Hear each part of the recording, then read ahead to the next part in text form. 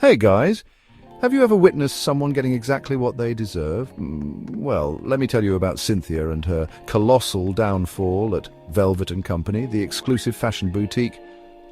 Cynthia was the senior employee, sharp-tongued, short-tempered and downright cruel to anyone she felt was beneath her. Cleaning staff, security guards, even customers who didn't fit her mold. One of her favorite targets, Mrs. Wilma Hayes, an elderly janitor with kind eyes and a quiet dignity. "Move faster, old lady, we don't have all day," Cynthia would snap. Wilma, ever the peacemaker, would nod and quicken her pace. One afternoon, Cynthia found Wilma near the fitting rooms, humming an old tune. Already irritated, Cynthia's patience was paper-thin.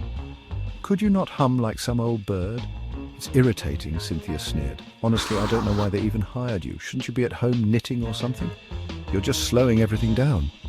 Wilma looked up, her eyes flashing something unreadable, but she said nothing. She picked up her mop and moved along. Unbeknownst to Cynthia, a tall man in an expensive suit had entered the store and witnessed the whole scene. He watched as Cynthia turned to a co-worker and laughed.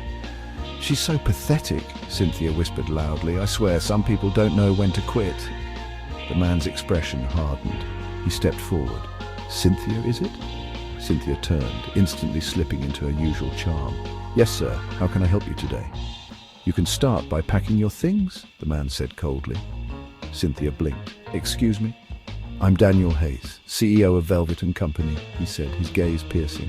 "And that pathetic old lady you've been mistreating, she's my mother." Cynthia's mouth fell open. A chill ran down her spine. She looked from Daniel to Wilma, who stood, quietly observing the scene with the same calm she always carried. I didn't know," Cynthia stammered. "That's the problem, isn't it?" Daniel cut in sharply.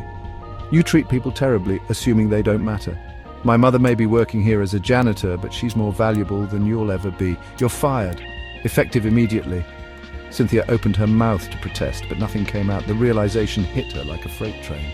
She had destroyed herself with her own cruelty. Security escorted her out as she stammered useless apologies, but Daniel had already turned away. Wilma, watching her leave, sighed and shook her head. Some lessons come too late. Daniel placed a gentle hand on his mother's shoulder. "You don't have to work here anymore, Mum. You don't have to work at all." Wilma smiled softly. "I know, son. But I liked having something to do. Besides, I think some people needed to learn who truly holds the power." And with that, she went back to sweeping, humming her tune, only this time with a knowing smile. Karma, it seems, always finds a way.